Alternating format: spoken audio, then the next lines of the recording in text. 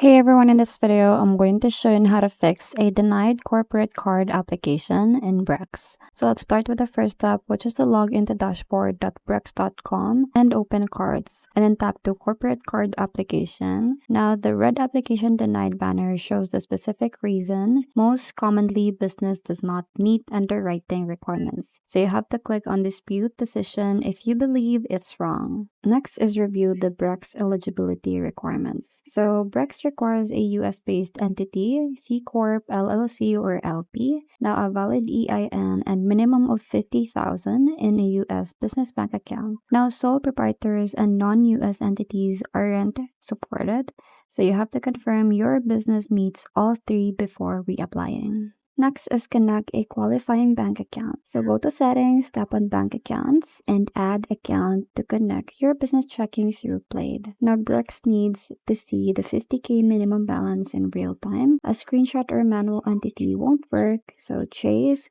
BOFA, Wells Fargo, and most major banks are supported.